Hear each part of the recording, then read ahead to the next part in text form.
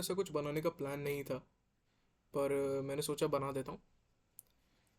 ये एक लगा सकते हो लेक्चर होने वाला है जिसमें पढ़ाई की बातें करेंगे। तो अगर तुम्हारा पढ़ने का मन नहीं है अभी, या तुम अभी पढ़ के फ्री हुए हो, तो ये देखने की कोई ज़रूरत नहीं है। You can click off. Stoichiometry का क्वेश्चन देखने वाला हूँ मैं, जो स्टोशियोमेट्री ऑफ पॉलीमराइजेशन का क्वेश्चन है। इसमें बेसिकली एक पॉलीमराइजेशन रिएक्शन की हमने स्टोशियोमेट्री देखनी है, और यही क्वेश्चन अभी सॉल्व करूँगा मैं यहाँ पे। थोड़ा सा बढ़िया लगा मेरे को तो सोचा रिकॉर्ड कर लेता हूँ। तो क्वेश्चन है, from the following reaction sequence identify the mass of polythene formed using 10 kg of calcium carbide. CaC2 का 10 किलो यूज़ करके हमने पॉलीथीन का फॉर्मेशन किया है इस रिएक्शन के थ्रू। तो हमने बेसिकली ये बताना है कि पॉलीथीन का मास कितना फॉर्म हुआ होगा कैल्शियम कार्बाइड का 10 किलो यूज़ करके। तो पहले तो हर एक स्टेप्स को मैं लेबल कर देता हूँ।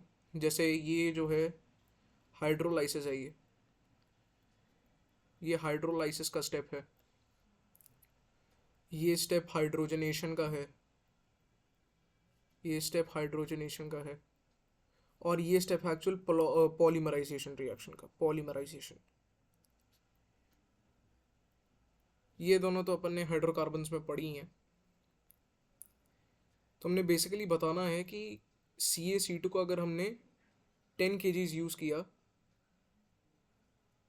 तो ये पॉलीथीन कितना फॉर्म हुआ होगा 10 kg से। तो चलो देखते हैं। हाँ यही सही है, ठीक है, ये कलर ठीक है ना। तो पहले तो जो रिएक्शन का पहला स्टेप है अगर मैं वो लिखूं, तो कैल्शियम कार्बाइड का 10 kg यूज़ करके हमने इसका हाइड्रोलाइसिस करवाया, जिससे कैल्शियम हाइड्रोक्साइड और C2H2 का फॉर्मेशन हुआ।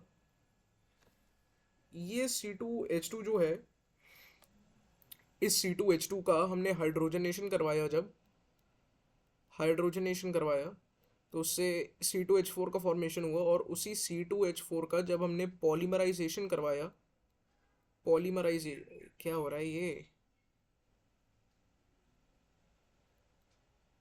पॉलीमराइजेशन करवाया इसके N मॉलिक्यूल्स का, तो उसे C2H4 पॉलीमर बन गया, है ना। अब यहाँ पे हम दो तरीक़ों से जा सकते हैं।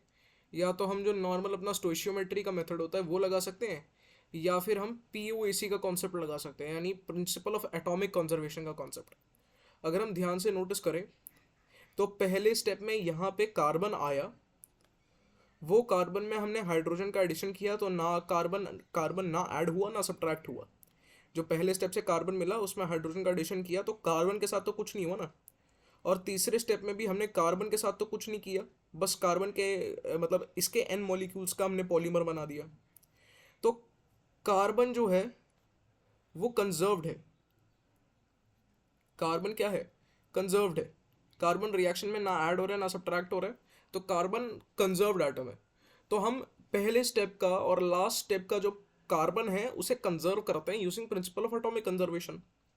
अब प्रिंसिपल ऑफ एटॉमिक कंजर्वेशन क्या कहता है, moles of calcium carbide into atomicity of carbon, atomicity of carbon हमें क्या दे देगा कि कैल्शियम कार्बाइड के लगा लो अगर N मोल्स हैं, और उसे अगर हम कार्बन की एटोमिसिटी से मल्टीप्लाई कर देंगे, तो अगर कैल्शियम कार्बाइड के एक मॉलिक्यूल में दो कार्बन है, तो एक मोल में कार्बन के दो मोल्स होंगे, तो इसके N मोल्स में into atomicity, principle of atomic conservation.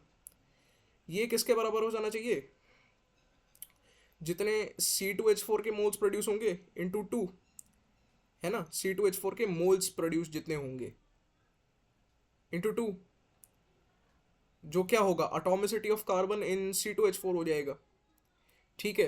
तो हमें दिया हुआ है कि 10 kg ऑफ कैल्शियम कार्बाइड या CaC2 का हमने यूज़ किया, तो मोल्स कितने यूज़ किए होंगे, मोल्स ऑफ CaC2। एक मिनट है, इसको मिटा देता हूँ मैं, एक मिनट। मोल्स ऑफ CaC2 कितने यूज़ किए होंगे, मोल्स ऑफ कैल्शियम कार्बाइड कितना आ जाएगा, मोल्स ऑफ कैल्शियम कार्बाइड आ जाएगा मास ऑफ कैल्शियम कार्बाइड बटा मॉलिक्यूलर मास, मॉलिक्यूलर मास और वो कितना आ जाएगा 10,000 अपॉन ये कितना होता है 64 शायद से। हाँ 64। ये कितने आ जाएंगे CaC2 के मोल्स। और CaC2 के मोल्स जितने होंगे 10,000/64, इसी को अगर मैं कार्बन की एटोमिसिटी से मल्टीप्लाई कर दूं तो ये C2H4 में जो कार्बन की एटोमिसिटी है, इसके C2H4 के मैं n मोल्स लगा लेता हूँ इंटू 2 जिस कार्बन की एटोमिसिटी है, और वो कितना आ जाएगा वही 10,000/64।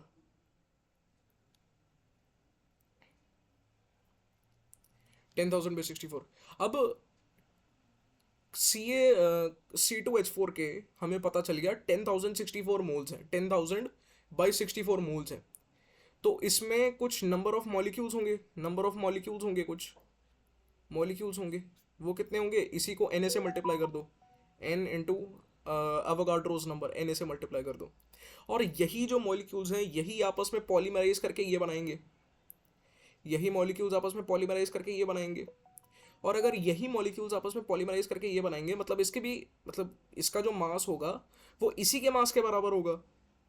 या हम यहाँ पे वो भी लगा सकते हैं कि जो मास रिएक्टेंट पे है वो मास प्रोडक्ट का भी होना चाहिए, यूजिंग क्या कहते हैं, जो मास कंजर्वेशन का लॉ होता है यार, law of chemical combination, law of conservation of mass conservation का जो लॉ होता है केमिकल कॉम्बिनेशन में, उसके हिसाब से जितने रिएक्टेंट का मास है उतना ही मास प्रोडक्ट का होना चाहिए। तो जितना n मोल्स ऑफ C2H4 का मास होगा उतना ही मास इस पॉलीमर का होना चाहिए। तो हमने बस इस पॉलीमर का मास निकालना है। तो अगर हम n मोल्स ऑफ C2H4 का मास निकालते तो हमारा काम बन जाएगा। हमें पता है कि इसके 10,000/64 मोल्स हैं, तो हम इससे इसका मास निकाल सकते हैं। कैसे, हमें पता है कि किसी भी कंपाउंड के जो नंबर ऑफ मोल्स होते हैं, number of moles of any compound, वो किसके बराबर होता है, given mass upon molar mass. और हमें पता है कि C2H4 के कितने मोल्स हैं हमारे पास, 10,000/64। तो उसी को अगर मैं इसके मोलर मास से मल्टीप्लाई कर दूंगा तो हमें मास मिल जाएगा कि पॉलीमर का कितना फॉर्म हुआ होगा, क्योंकि जितना मास पॉलीमर का फॉर्म हुआ होगा उतना ही मास तो n मोल्स ऑफ C2H4 का भी होगा। तो इसके मोल्स कितने, 10,000/64 इसके मोल्स हैं, जिसको अगर मैं मल्टीप्लाई कर दूंगा इसके मोलर मास। अब C2H4 का मोलर मास कितना होता है, 28 होता है शायद से। 28 कैसे, हाँ 28, ठीक है। अब इसी को अपन सॉल्व कर लेते हैं।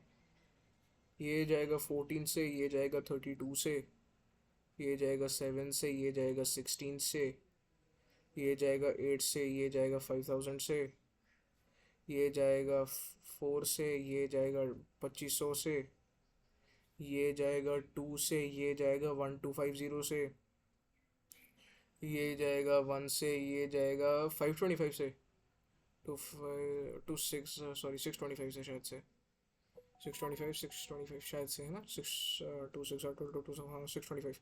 और 625 इंटू 7, 7 6 42, 2 से 14 35, 4375।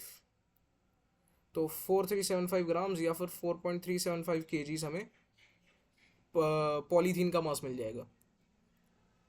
पॉलीथीन का कितना मास आ जाएगा, 4.375 किलोग्राम्स। तो इस क्वेश्चन का आंसर क्या हो जाएगा, आंसर 4.375 किलोग्राम्स। तो इसमें बस यही है कि एक बार हमने ये आइडेंटिफाई कर लिया कि पहले रिएक्शन से लेकर लास्ट रिएक्शन तक जो एटम कंजर्व हो रहा है वो है कार्बन। तो हम कार्बन पे प्रिंसिपल ऑफ एटॉमिक कंजर्वेशन लगा के इसके मोल्स निकाल सकते हैं, पॉलीथीन इथीन के जो फॉर्म हुए होंगे। और लॉ ऑफ केमिकल कॉम्बिनेशन, कौन सा, लॉ ऑफ मास कंजर्वेशन, वो लगा के हम पॉलीथीन का जो मास फॉर्म हुआ होगा वो निकाल सकते हैं मोलर कैलकुलेशन करके। तो क्वेश्चन ज़्यादा नहीं था, बस यही POC, जहाँ पे भी मतलब एक चीज़ होती है, जहाँ पे भी सीक्वेंशियल रिएक्शंस दिखे या पैरेलल रिएक्शंस दिखे, वहाँ पे POC काम बहुत आसान कर देता है। जहाँ पे भी अगर सीक्वेंशियल रिएक्शंस दिखे, जैसे इस क्वेश्चन में सीक्वेंशियल रिएक्शन है, तो यहाँ पे POC काम बहुत आसान कर देता है। सही है, थैंक यू।